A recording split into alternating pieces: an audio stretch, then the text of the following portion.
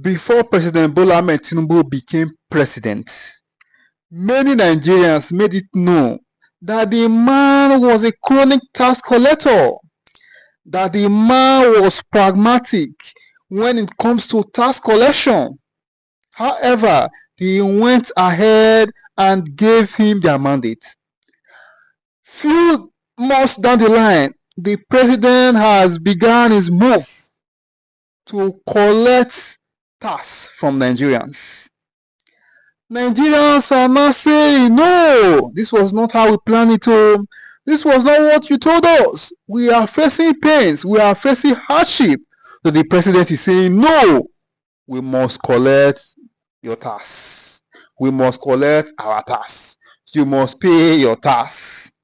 Even Northerners are crying out to say, no, this tax reform is nowhere with us. The president is saying, no, I must collect the tax. Thank you, Sheung. How are you doing? I'm good. Let's begin with the, I will come to the tax issue, or if you like, maybe we should begin from there. What's your view about the position of the president and the presidency that it would not withdraw the tax reform bills?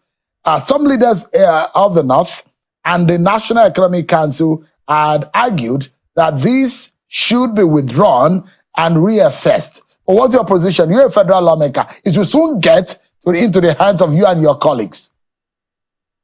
Well, it has even gotten to us because it went through first reading. But my advice is that as the northern governors and the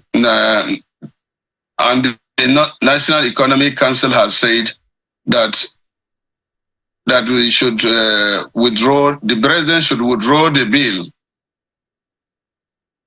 He should do more consultation, and he should carry Nigerians and the public. But if it goes on like that, I can tell you that it will be death on arrival.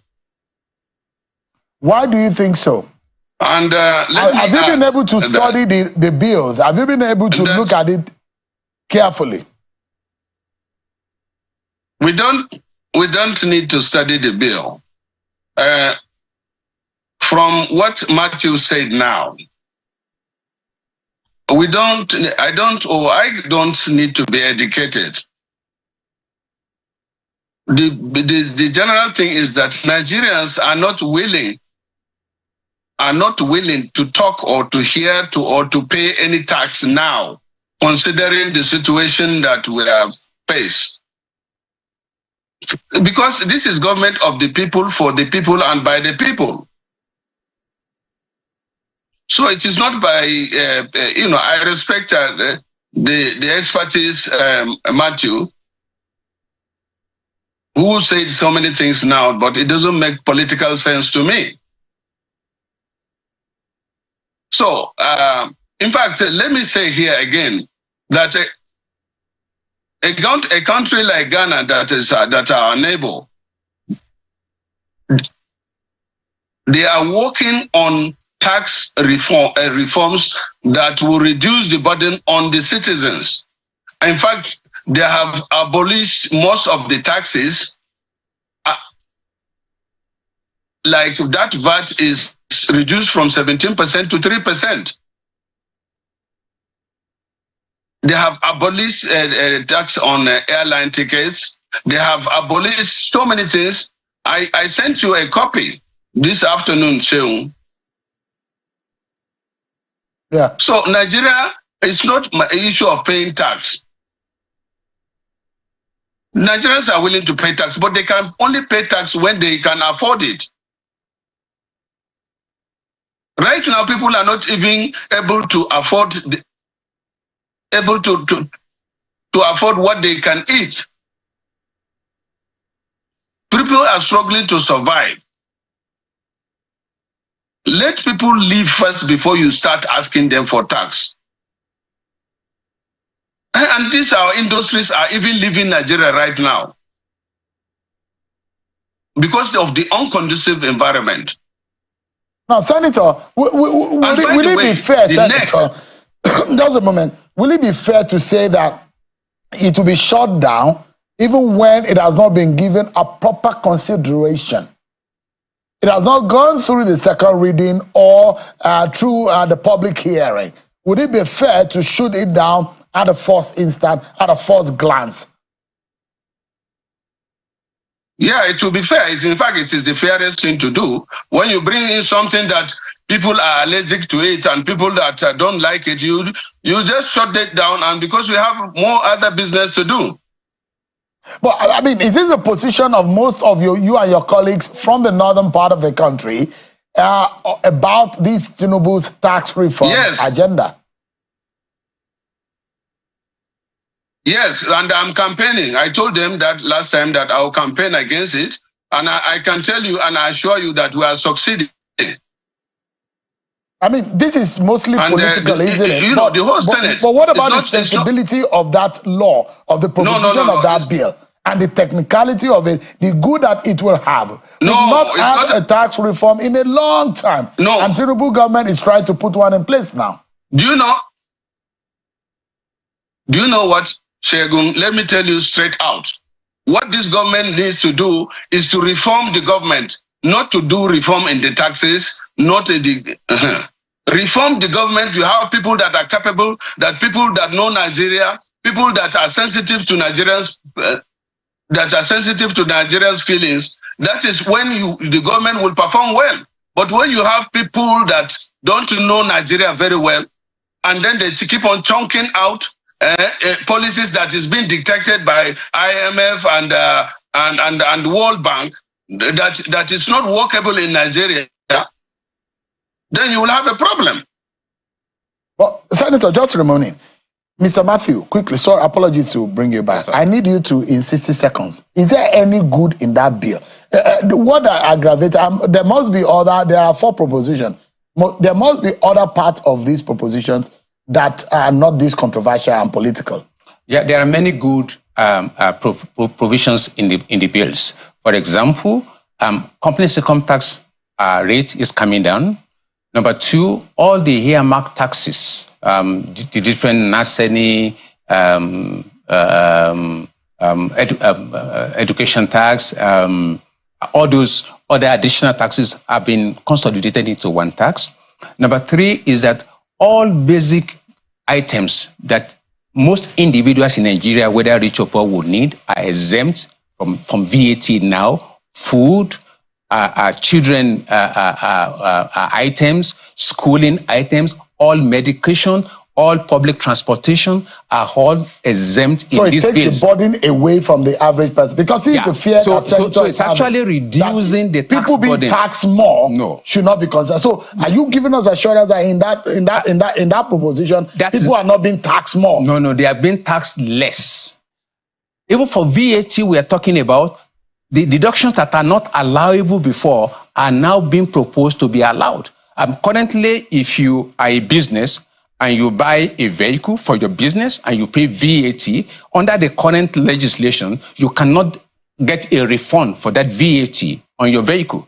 In this proposal, now you can get a deduction for the VAT you paid on your assets for business purposes. So there are more good in that bill. There are more goods. And even this controversy, in my view, is the product of not properly understanding the basis for it. All right. Let me put the tax to you and your friends at the FRS. Can you from tomorrow put snippets of what this bill and the good that it has for Nigerians? Let everyone be able to see. Put it online. We've started. Please, and let's have more education. Senator, you heard what Matthew said here.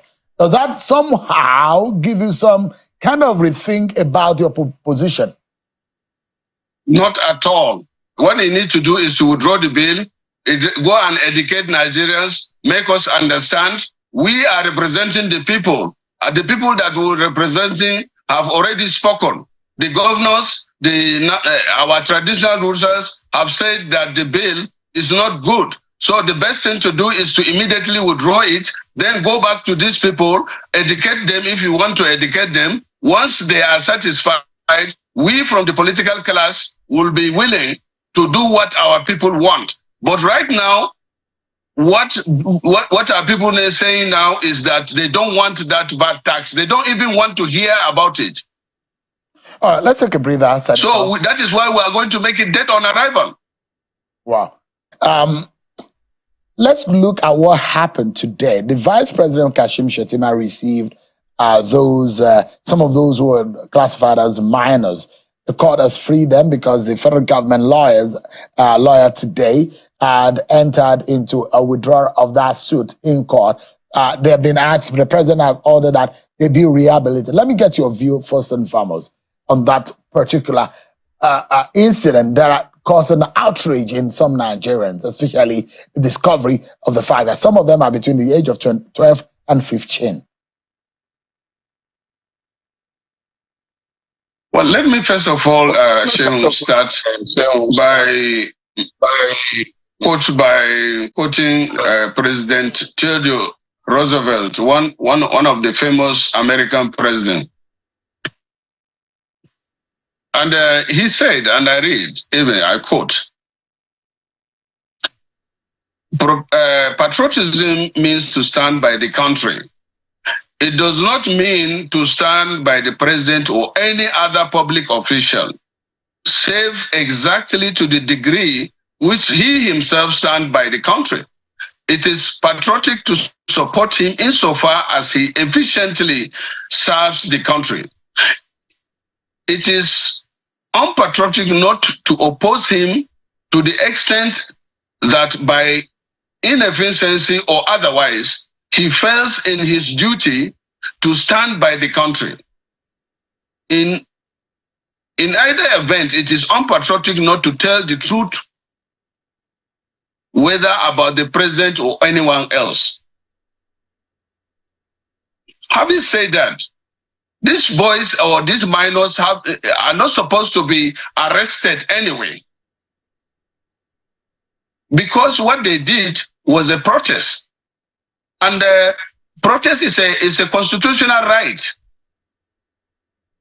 So you see, the president has been embarrassed by his people. Not only to the people of Nigeria or those affected, but even internationally. And there's this Hausa saying that the Mugurawagara Kintashi. It means that if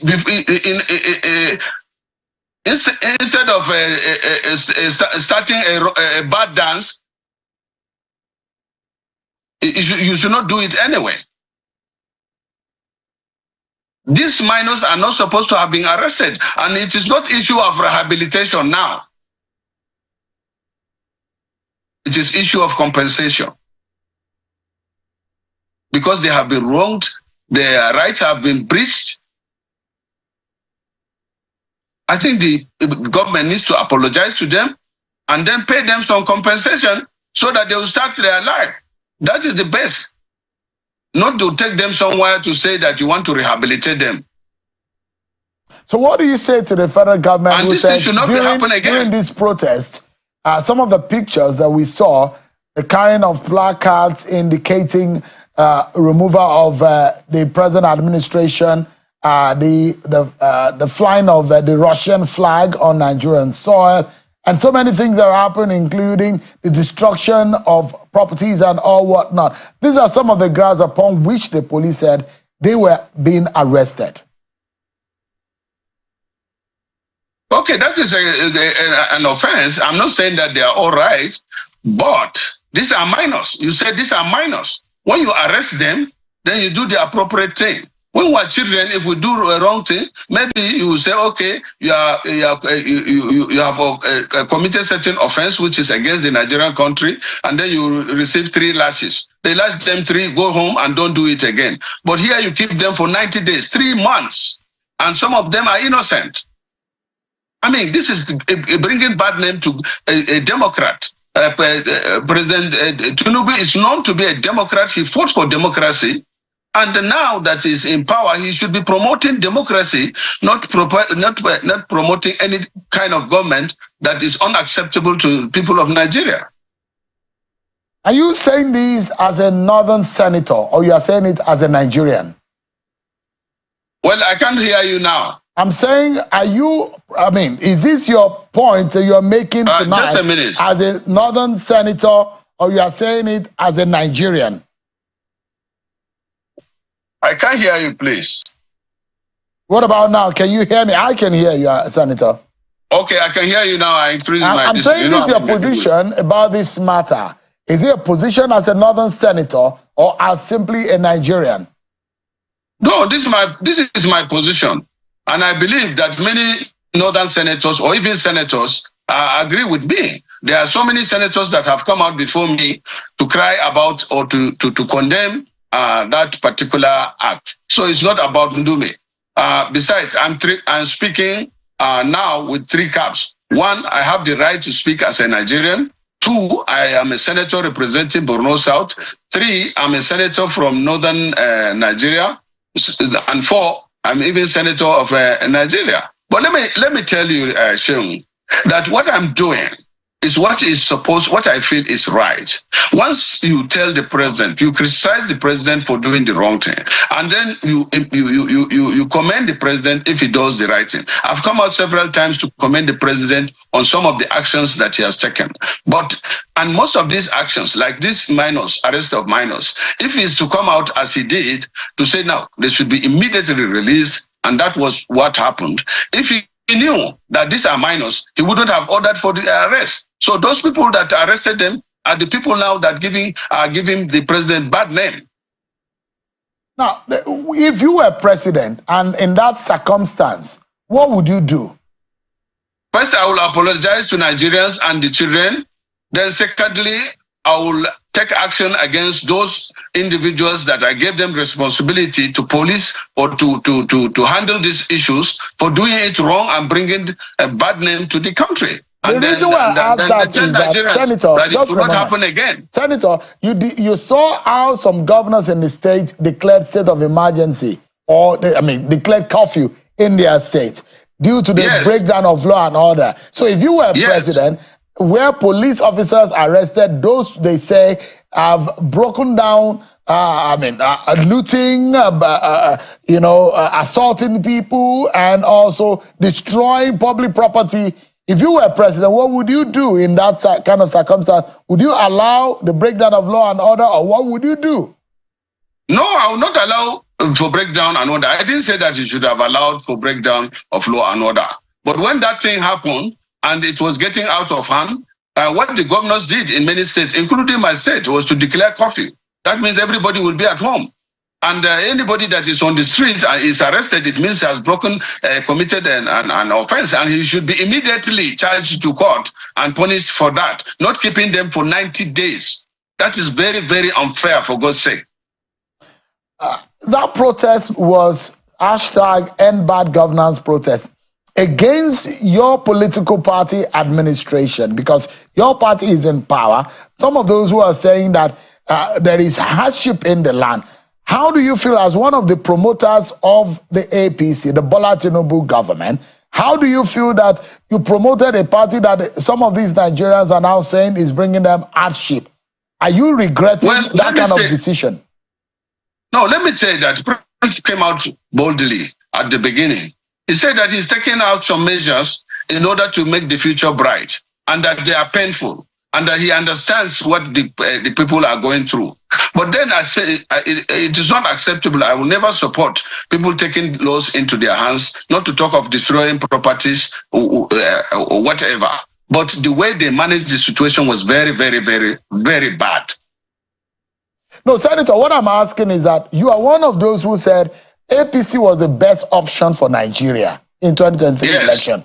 The reason why they protested was because they felt that APC was not giving, or is not giving Nigerians what they expected. There is hardship in the land. Those are some of the premises and the reasons why they went on the street. And I'm asking you, Senator, can you face Nigerians today to say you were proud of your decision, considering what is happening to the average person who is crying of no food, hardship, and the plight of those who said things have gone so bad for them in this country? Senator, do you regret your action? Well, First of all, let me tell you, it's not good to politicize every issue. This is a national issue that has to do with hunger, sufferings, increase in inflation, and all that. And it is not wholly caused by this government. The only problem the government is having is how to manage this situation, which is global. And that is why people like us come out, because this is the only means we have to voice out our opinion on the way things are being done, because there's no communication between most of us with the government. I've tried several times myself to have access to the president to give him alternative opinion on some of these measures. If we do that, Nigerians will understand with us. Nigerians know that the economic problem is global. Nigerians know that it is not Tinubu that created the problem. Neither was even the predecessor. It is a global issue, but the management is poor. And we must say it. And that's why I say that there are other alternatives. I gave you an example of Ghana on this tax issue. Senator, apologies because we are totally out of time, but I'm begging you, can you please come into the studio when you get into Abuja so that we can have an extended, expanded, and a very proper conversation? Thank you so much, Senator Ndume. I plead with you. We need to close now. Well, I can't say anything because I have to think. Last time I talked to... But thank you, Senator. We need to go now because we're totally out of time. But please come into the Abuja studio as soon as you get into Abuja. Let's have an expanded conversation. But we need to go now because we're totally out of time. That's our... How should President Tinubu fast-track the implementation of his renewed hope agenda and speed up the process of kickstarting Nigeria's stalled economic engine? Well, according to Senator Ali Ndume, who represents Borno South in the National Assembly, the president should start by taking further aim at his recently reshuffled cabinet, which led to the sacking of 6 ministers. Senator Ndume is asking Mr. Tinubu to sack more ministers because, according to him, many of them are grossly underperforming. And after this bit of house cleaning, he suggests that the next step is for Mr. Tinubu to urgently convene a national economic summit to seek homegrown solutions to Nigeria's economic crunch. He recommends that the summit be driven by the likes of the former Minister of Finance, now Director General of the World Trade Organization, Ngozi Okonjo-Iweala, the former Coordinating Minister of the Economy, Mansour Mukhtar, and Obi Ezekwesili, Nigeria's former Minister of Education, as well as, among others, Akinwumi Adesina, President of the African Development Bank. So, is anyone listening? Senator Ali Ndume, who represents Borno South in the National Assembly. Thank you very much indeed. Good to see you again. I was going to say, the last time you sat here, it generated a lot of focus. Last time I sat here, after sitting here, I was sacked. I wouldn't go that far. Okay. I mean, you're still a senator. Yeah. And a very respected one at that. So that's a very positive thing. The politics may be different, but you appear to have the respect of a lot of Nigerian people. So let's focus on what we're here to talk about, which is how to speed up President Tinubu's renewed hope agenda. You appear to have confidence in that renewed hope as a theory. Yeah. The implementation is where you have issues. You called for Mr. Tinubu to sack more ministers who you say are underperforming. Who are the underperforming ministers that you'd like to sack? Well, I don't want you to put me on spot. What I'm saying is that he has made a quite significant move expected by Nigerians, but it's not quite enough. It should be a continuous process, and it should also be an expanded process. What I mean with that is that I don't know how they arrive at the number sacked already or relieved of their post, but in those days, the people that the ministers represent, because constitutionally you have one minister from each state, and in this government, more ministers are being nominated. In fact, we had the highest number. The president himself recognized the need to reduce cost of governance. And that means or calls for inwards, look into the number too. Because what the Constitution says is that the minimum is 37, one per state and then one additional one. The president needs to, at this time, look inwards to see whether we can just pull down the number. But now he relieved some and brought in new ones. The number is still up there. Right. So this is something, so it's not it's not a personal thing. It's just maybe my own opinion, and that may make sense and contribute towards good governance. Well, it certainly makes sense to a lot of Nigerians. Yeah, and not only that, the cost of governance should be brought, because if you look at all... brought down. Yes, Yeah. all other agencies of government are doing the same. The focus for now is maybe on the presidency and the National Assembly, but it should be across board. There are some organizations that are not visible, but the cost implication of running those agencies is enormous. Right, absolutely. So you recommend pruning Yes. the system. And reducing Right. the cost of governance. This is not the first time I've been crying out. If you look at the budget, the recurrent expenditure keeps going up, and the rate of employment is going down. So it doesn't balance. Now that the president is looking around, I think he should look deep into it and reduce the cost of governance across the board. I think that's a very important call, because a lot of people across this country feel that way, that the cost of governance is much too high. Yeah. And it needs to be reined in. You've also called for the urgent convening of a national economic summit, according to you, driven by the likes of Ngozi Okonjo-Iweala, Mansa Mukhtar, Akinwumi Adesina, Obi Ezekwesili, Aruma Ote, etc. And you've suggested that they be allowed to come up with recommendations on how to right Nigeria's listing economic ship instead of letting the IMF and the World Bank do it. I mean, groups that you say offer prescriptions that are too harsh and sometimes lack the understanding of the system, of the way things are in this country. Tell us more about that. Yeah, you remember last time, the National Economic Group or so, The NESG, NESG, the National Economic Summit. Summit had groups, had a summit here. I think it was in Hilton or somewhere. Yeah. And many Nigerians listened to the vice president, of the IMF.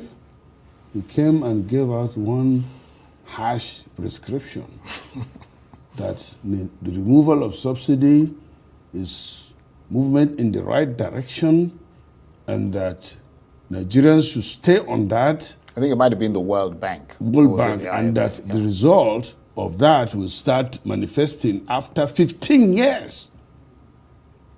I said, come on. And I went around to find out who is this guy talking anyway. And there you are with Nigerian professors, economic professors that are renowned worldwide, sitting down to listen to somebody. It's just like you, Charles. I am a lecturer. I lectured for 20 years in Ramat Polytechnic. I'm not a specialist. My knowledge of economics is not deep, but I have common sense and basic economy. And you're a lawmaker. Yeah. But assuming like me at 64, and I'm diagnosed, God forbid, of cancer, and the doctor comes to tell me, okay, take this prescription, in the next 15 years you'll be okay, I would tell him to get out of that place. That is what the IMF is trying to drive us. When we have the Ekwenjawellas, we have the this guy in the World Bank, we have Mansour, we have so many people. Yeah, but the president, wait, yeah. The president should, as a matter of urgency, now, organize a national economic summit. We don't need any foreigner for that.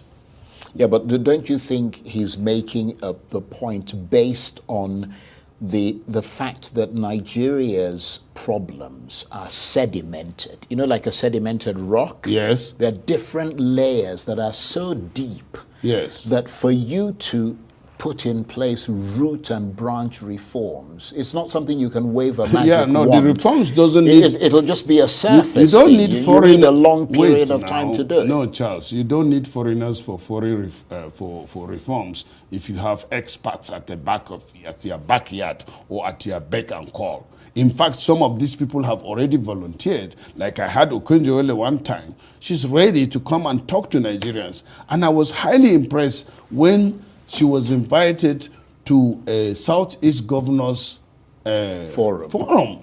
And she was talking and sense, and not a kind of imported or foreign, but talking to Nigerians as a Nigerian to solve Nigerian problem. But you are aware that a lot of the people that you mention, I mean, Okonjo-Iweala, Mansour Mukhtar, Obieza Kwesili, and all the rest of them.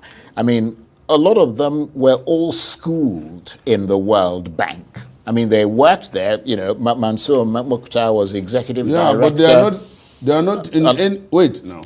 Let me just make the point quickly. I mean, they worked there for many years and are used to prescribing tough belt-tightening measures for different countries around the world. Yeah, now you put that word, yeah. Wait, for different countries. Yeah. So if you give Igbo man or a European a prescription, it may not work for an African. Now malaria can kill an European, but malaria here, even day before yesterday, I was, they took my blood. I have permanently 1X malaria. If it's a Oyibo man, or you call him a white man, he will be hospitalized. And now try it. If you want Nigerian to be strong enough from a childhood, you feed him gari, pounded yam, and if you do that for a Oyibo man, he will die. Yeah, but you know the thing is this: it's a bit like you went to school, you went and learned certain things. There are economic theories that you learn, even though you can, that work in Europe. You can try and adapt them to a Nigerian system. Yeah. But these people, I mean, I'm trying to understand why you think their prescription will be not so much, I mean, they may like adjust it to suit Nigerian systems, but that doesn't mean that it's going to be less harsh. No, it's going to be. It's going to be definitely. The prescription that Ekwenjawellah and co will give Nigerians will be definitely be less harsh and workable. Because you see the problem. Wait now. Sure. She knows. She's from here. She knows what is the problem. She knows what is to be done. She knows. I mean, they know because they are Nigerians. They know what needs to be done in the Nigerian situation. But when you bring an Indian... Well, they didn't bring somebody. They just brought somebody to deliver a speech. I mean, they didn't say, like, right, you're now in charge of the Nigerian economy, did they? Well, anyway, Nigerians are not happy with that prescription. They don't want to even take it, and we don't have to force it down their throat. Well, no, absolutely. But, I mean, some would argue that the biggest problem in this country that needs to be urgently addressed is the politicians in Nigeria. I think so, but you can go ahead, I'm here. No, but let me tell you a problem. This problem that we have in this country is self-inflicted. Yeah, I agree. We look at it deeply, and, the World Bank and the World Bank and the IMF have hands in it. They don't need to be here for us. My fear is that they are deliberately driving us towards Venezuela. Right. Okay. We don't need to get there. No. We need a diversion. We certainly don't want to become a Venezuela or a Somalia or something. No, Somalia is, but Venezuela, has the world's largest oil reserve with less population. I think it's, 30-something million people.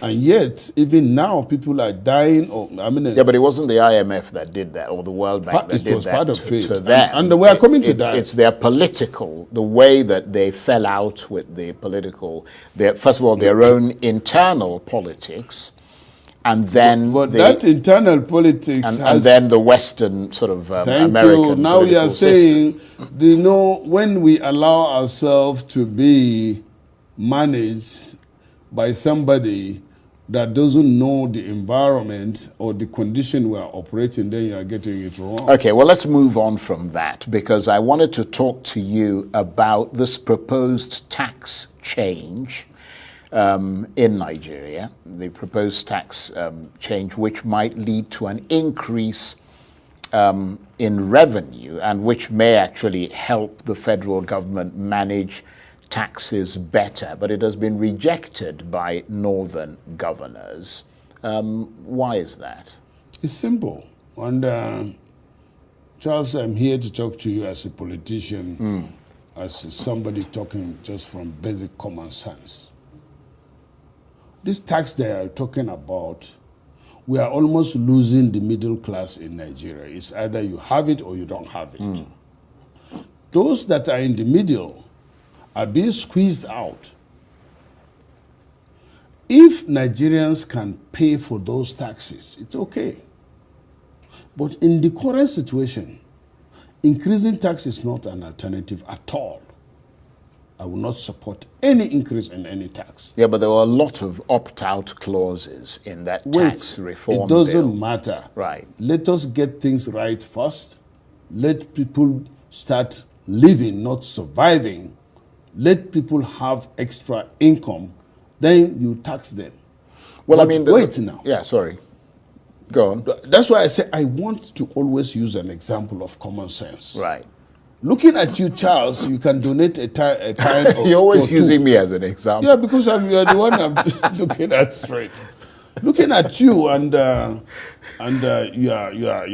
your position now, I can easily ask you to bring 1 pint of blood in order to save somebody that needs I suppose so. But if you go look at the guy sitting there, if you take a pint of blood from him... You think he might keel over and die? He will collapse, And that's what they're trying to do to Nigerians now.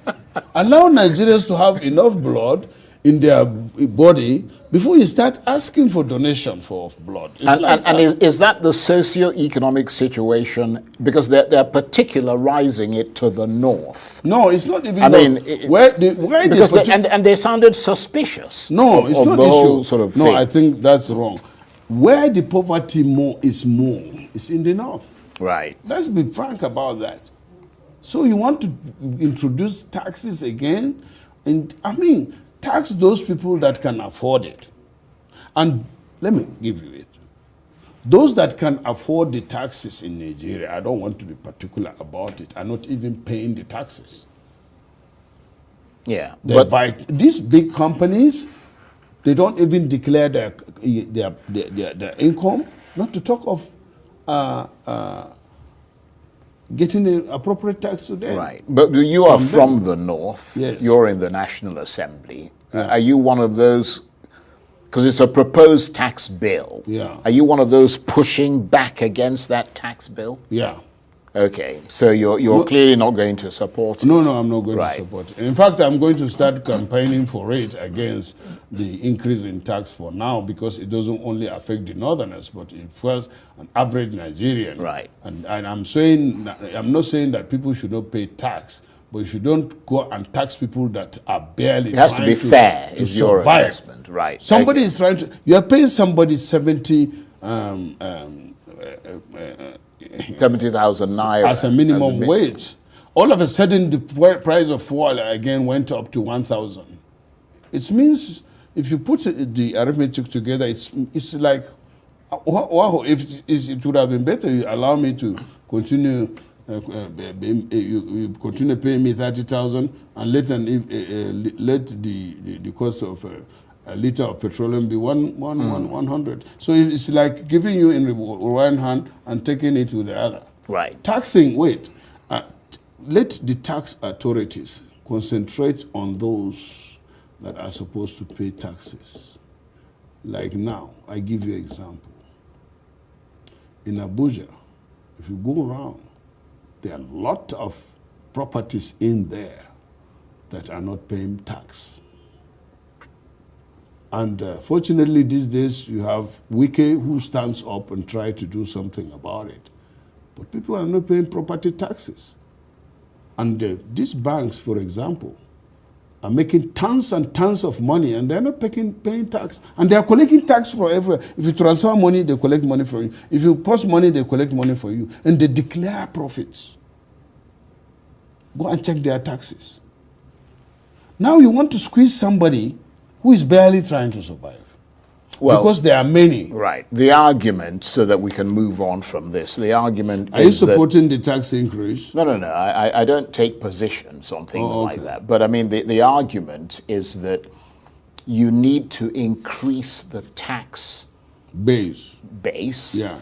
Bring more people into it. People have to be registered and locked into that tax thing. And then you can get tax returns. If you're not eligible, or you overpay taxes, or money is taken from you, you can claim it back. I mean, that's the way it's done in many countries around the world. But the important thing is for the government to have a record of the tax base, the potential tax base in this country. You start from somewhere that is accessible and acceptable.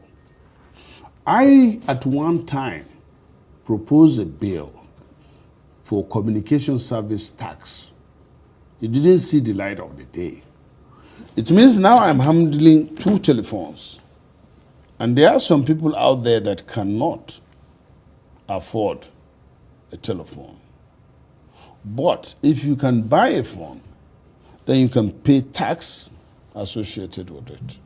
These are kind of the taxes that I would say, why not? Well, that means that everybody, because most people own phones. No, anybody that, look, Charles, you're talking about Abuja here. Still, many people don't even have access to phone. Right, okay. Well, let me move on from or that. Or even cannot afford it. I understand that. And anybody that can afford a phone, I mean, should be able to pay a tax. Some measure of tax. Yeah. Okay, well, let's move on from that, because the Governors Forum also reacted very strongly against the blackout which has hit the northern region. What's it been like up there? Because you're just coming from the north, aren't you? It's not an issue of the north. The southeast, Anambra particularly, I remember, witnessed a thing, I think. Yeah, but I'm talking about this specific case now. But this is the worst ever in the history of this country. Right. Where I think about 14 states are in blackout now. That's in the north? In the north. Right. Coincidentally. And that's why I called even before. I think it was a BBC interview. And I said, look, under this circumstance, this is a national disaster. And whoever is responsible for that should have created a situation room to brief Nigerians step by step on what's going on. It is not the president that is supposed to do that. Somebody is supposed to be there. Yeah, I agree. But I mean, the cause of... Now, wait. Nobody is even talking about, until recently, what happened, why it happened, what will be done, when it will be overcome. I mean, you don't do this. It's not fair. Well, I mean, they say that the cause of the blackout is vandalization. And I wonder, because I mean, the governors have come up, they'll be very angry about it, but some have raised the question whether the governors themselves are not partly responsible in the sense that they have to protect the power No, networks? that's not their responsibility. Well, they have to protect. They have No, to no, protect no, no, no. facilities in their state. If it is within the they're locality, the chief security officers in the their state. locality, but when it comes to transmission from point A to B, I mean, especially when most of these things have been privatized. No, but there's vandalization taking place within their states. You see what I mean? Well, I am not exonerating the governors, but this, as I say, is a collective responsibility to stop the vandalization. And the question is even, the power sector has been there for over 50 years, ever, I can remember, in most cases. You know. There haven't been incidents like this. It's because there's failure in terms of Section 14.2 of our Constitution, which defines the purpose of government. Security and welfare of citizens is the purpose of government. But I mean, the National Assembly has oversight functions. Yes, that is another issue. Are you oversighting those, I mean, ministries and departments and so on? I mean, 'cause we should be putting fire to their feet. It's not easy. Some of us are doing it, and I can agree or accept the fact that the level of the oversight and even responsibility is going down. Whilst the money that you're being paid is going up. Yeah, there you come again. I don't want to talk. You Well, promised me that we're not going to talk about money.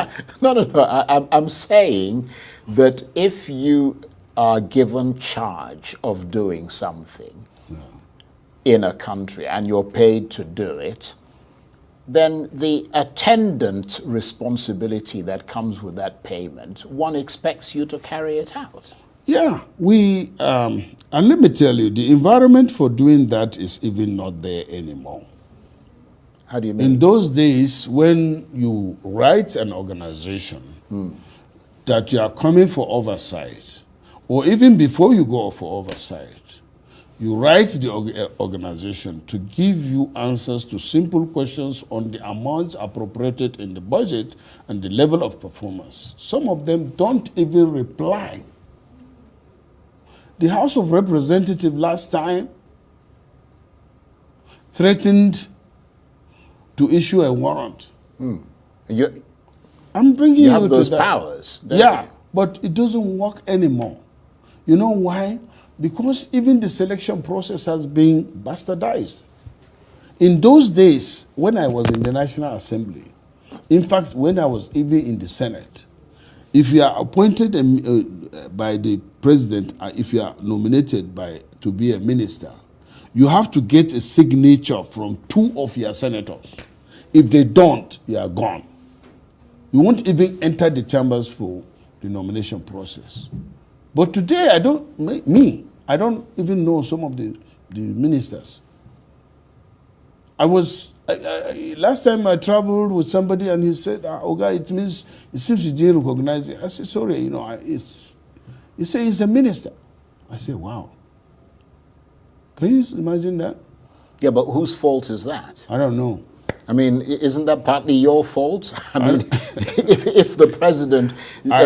Charles, I came here because of you and you promised not to gag me, No, I'm not gagging not to you. interrogate I actually me. find it fascinating talking with In fact, you say we are not going to have interview, we are going to have a discussion. But that's what we're having. We're having a nice chat. You are now interrogating me and you are gagging me. No, I'm not gagging you. Nobody can gag you. I mean, you're one who is able to. In fact, one of the if I might say, one of the challenges your colleagues believe that you have is that no one can gag you.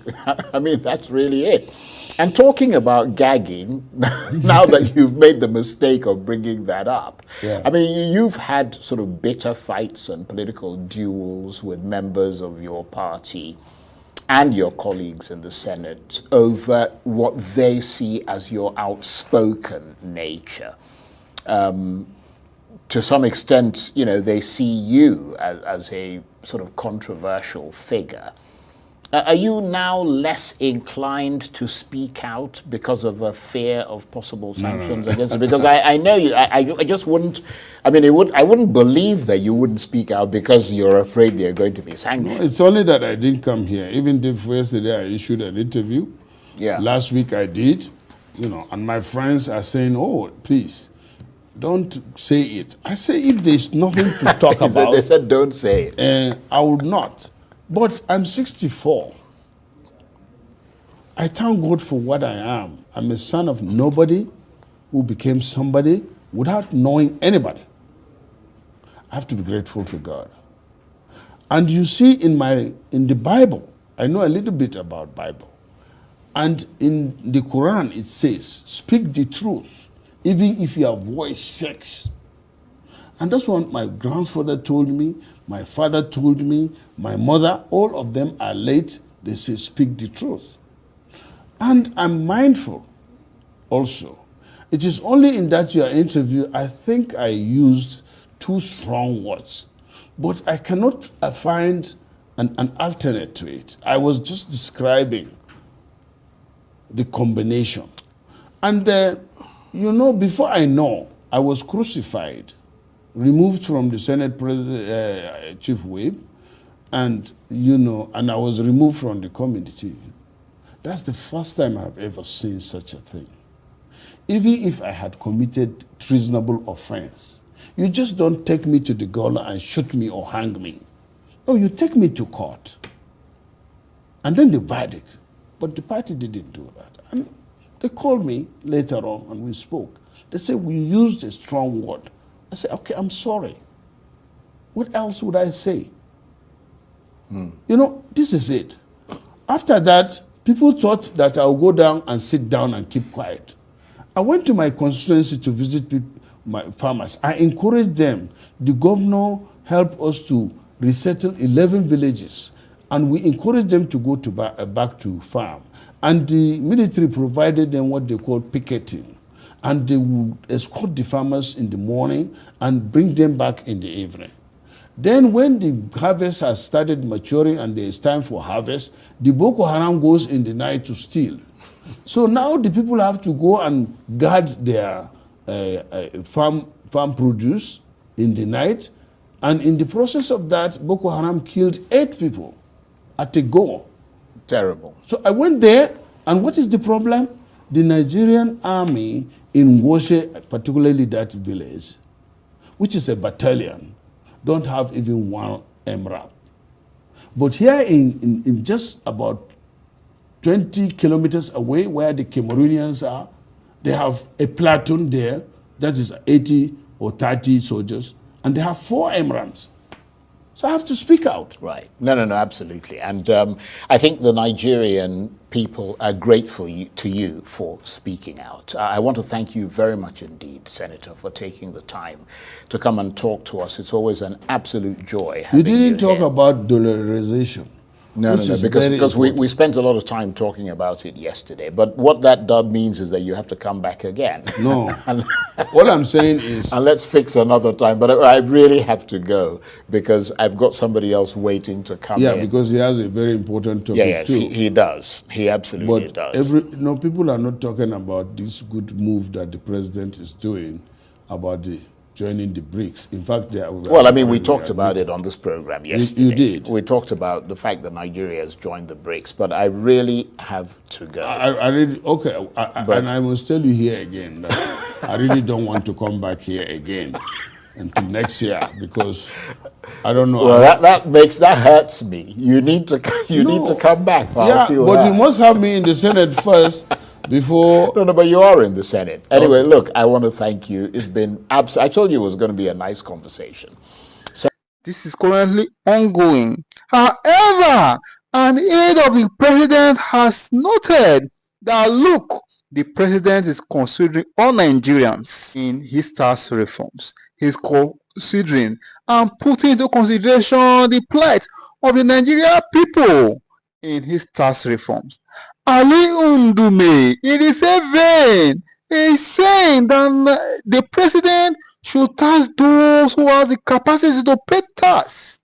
and not to spread tax across the nation as a thing of necessity. Ali Ndume is arguing that the president should consider the common man, that he should cease to inflict pain on the common man. It is no longer news that Nigerians are undergoing hardship. It is no longer news also that Nigerians are currently undergoing shaggy in the hands of this administration, going by the malnourished policies and programs of this administration. Recall that things were not this way under Buhari. Hence, many Nigerians have claimed that they are seriously missing Buhari as their president. Should we not beg Buhari to come back? No, we are not begging him. Stand on the mandate you helped to bring aboard.